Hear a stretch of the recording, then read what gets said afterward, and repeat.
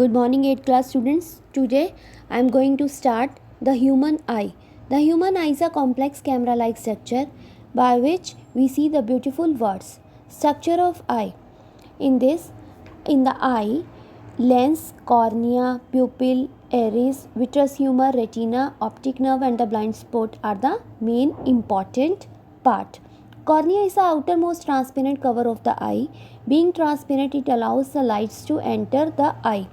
Cornea क्या होता है? Outer most transparent cover part होता है एक आई का जस्ट बिहाइंड, इसके पीछे ही behind a ring shape flexible muscular structure होता है जिसे एरिस कहा जाता है. और ये क्या करता है? It contract to change the size of the opening at its centre. जहाँ पर ये सेंटर ओपन होता है, the opening at the centre of iris called the pupil. Iris helps to control the amount of light entering the eyes through the pupil. When the surrounding is extremely bright, the iris contract the size of the pupil. This decrease the amount of light entering the eye. देखते हो ना, जब आप कहीं बाहर से सनरे से एकदम अंदर आते हो तो आपको बहुत डार्क नज़र आता है या कई बार आपको बहुत ब्राइट नज़र आता है, तो वो एरिस कॉन्ट्रैक्ट या रिलैक्स होता है, उसके साइज़ प्यूपिल के साइज़ को वो कॉन्ट्रैक्ट या रिलैक्स करता है. When the surrounding is dark, the iris dilate the size of the pupil so that more light can enter the eye and make things visible. Iris is a pigmented part of the eye which give its distinctive color. This is the reason people may have blue color, grey color, green color, brown color or black colored eyes. Behind the iris and the pupil is eye lens. हमारी eyes में lens होता है which is responsible for the formation of image of the object. हम किसी भी object को देखते हैं तो उसकी इमेज कहाँ बनती है? हमारे आई लेंस पे. तभी तो कहा जाता है कि जो आई है वो कैमरा लाइक स्ट्रक्चर होता है. अगर हम किसी की इमेज को देख लेते हैं, हम किसी भी ऑब्जेक्ट को देखते हैं तो हम जल्दी से हम उसे भूलते नहीं हैं. वो कैमरे की तरह हमारी उसकी जो पिक्चर होती है ऑब्जेक्ट की वो क्लिक हो जाती है हमारी आईज़ में. It is made up of the transparent jelly like material and by the special kind of muscles that are called the ciliary muscles, and the shape of the eye lens is biconvex. इसका मतलब दोनों तरफ से, दोनों side से वो कैसी होती है? कन्वेक्स होती है. The human eye is similar to the shape of a thick and hollow ball की तरह होती है और जो इमेज बनती है that image is formed on the retina. Always भी रिमेंबर, इमेज कहाँ फॉर्म होती है? इमेज हमेशा कहाँ बनती है? रेटिना पे. And the space between the cornea and the eye lens is filled with the transparent fluid होता है, एक तरल पदार्थ होता है जो कॉर्निया और आई लेंस के बीच में होता है, that are called the aqueous humour.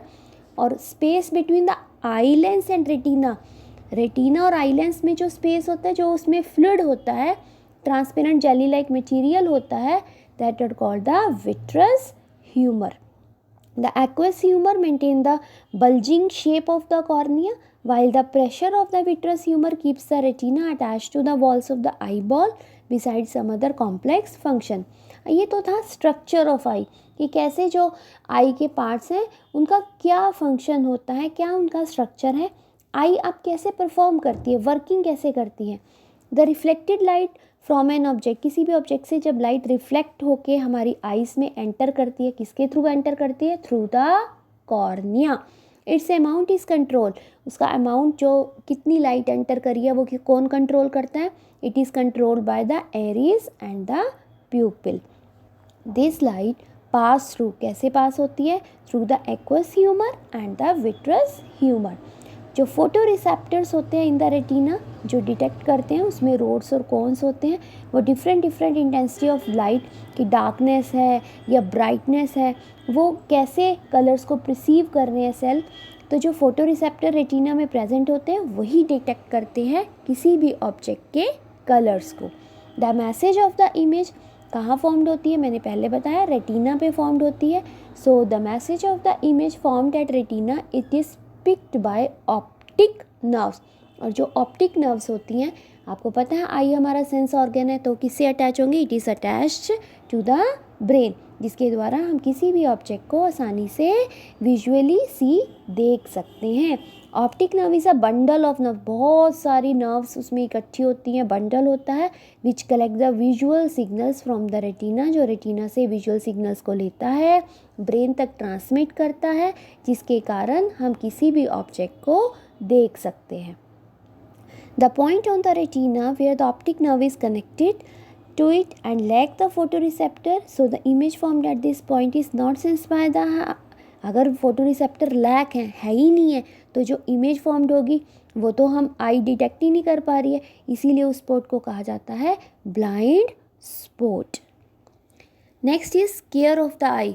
हम अपनी आईज की केयर कैसे कर सकते हैं?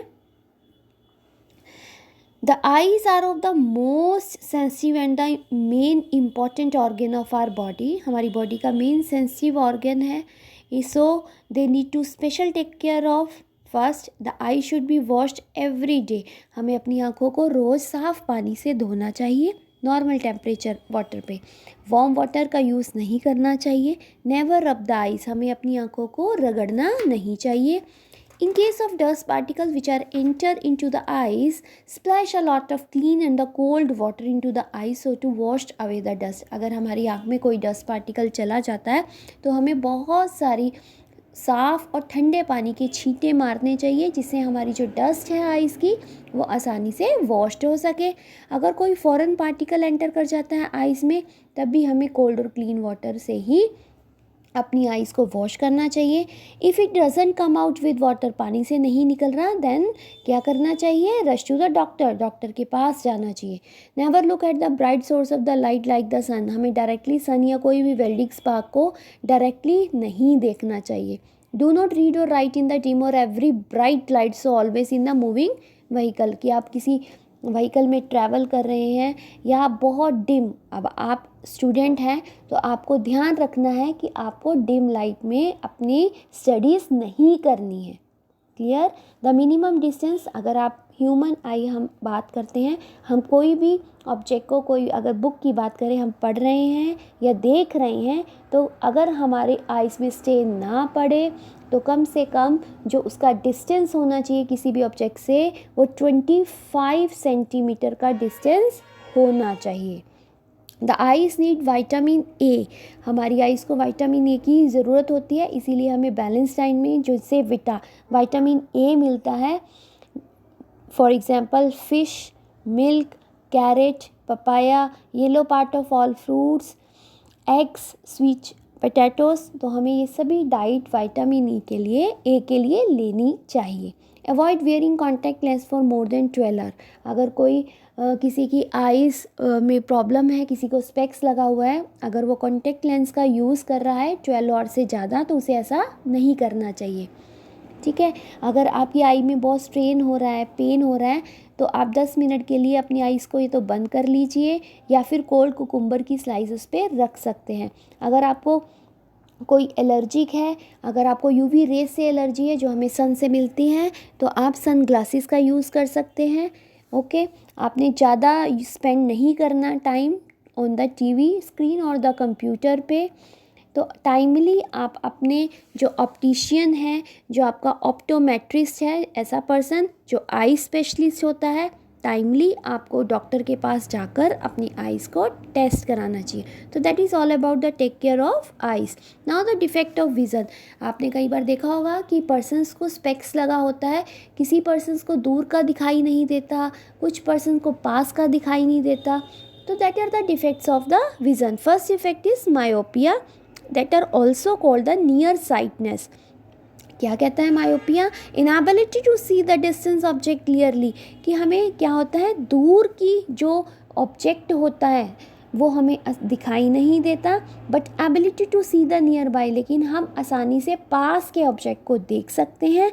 That are called the myopia, near sightedness. Near, पास की चीज़ों को आसानी से देखना, और दूर की जो ऑब्जेक्ट्स हैं वो हमें क्लियरली विजिबल नहीं होते, उसको बोलते हैं myopia. It is cause due to the malnutrition और the inability of the muscles to relax completely. या तो हमारे बैलेंस डाइट की अगर हमारी बॉडी में कमी है, या फिर जो हमारे मसल्स हैं वो प्रॉपर रिलैक्स नहीं हो रहे, तो that are caused by this. This defect can be corrected by using specs लग जाते हैं और कौन से लेंस उसमें होते हैं, that are called the concave lens. Next defect is hypermetropia, that are called the far sightedness. Far का मतलब दूर, साइट का मतलब देखना. इसका मतलब कि हम दूर की वस्तुओं को तो आसानी से देख सकते हैं but we have inability to see the nearby object clearly, लेकिन हमें पास के ऑब्जेक्ट आसानी से दिखाई नहीं देते. So its definition is inability to see the nearby object clearly but ability to see the distant object clearly, that are called the hypermetropia or the far sightness.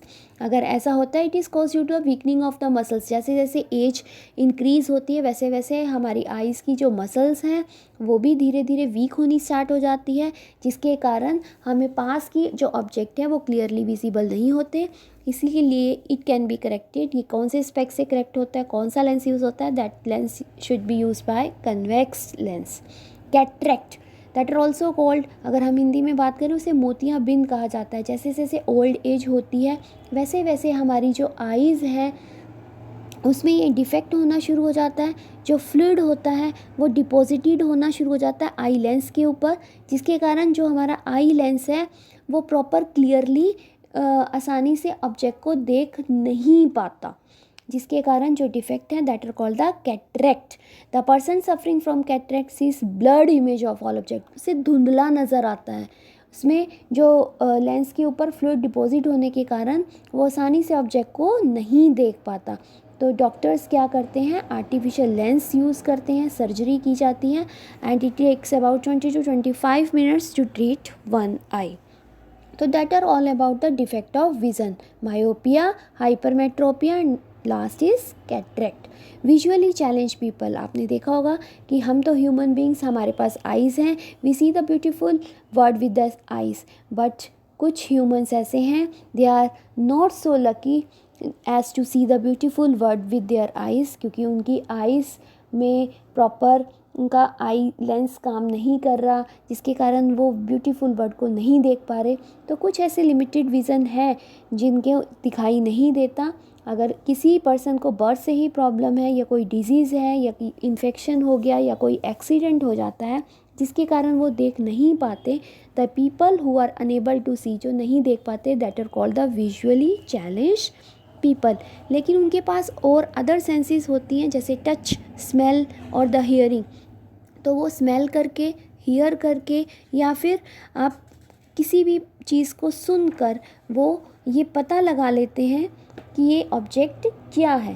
So there was no possibility of being able to read और write for the visually challenge people. लेकिन scientist आए एक Louis Braille, उन्होंने एक method को develop किया कि वो reading and writing, main important visually challenge के लिए इम्पॉर्टेंट था. ये लुइस ब्रेले साइंटिस्ट थे जिन्होंने ब्रेले स्क्रिप्ट दी थी कि जो पर्सन देख नहीं सकते उनके लिए ये डेवलप किया गया.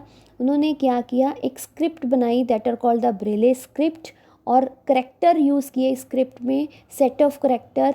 उस करेक्टर में जो सेल थे that are made by the 6 dot position, जिसे अरेंज किया गया एक रेक्टेंगुलर पैटर्न में 2 कॉलम्स में. That character are called Braille characters. तो ये डॉट क्या थे, a dot may be raised at any of the 6 position, the position are numbered from 1 to 6. तो ये विजुअली चैलेंज पीपल के लिए ब्रेले ने एक स्क्रिप्ट दी थी that are called the Braille script. So that is all about the chapter of light. Thank you.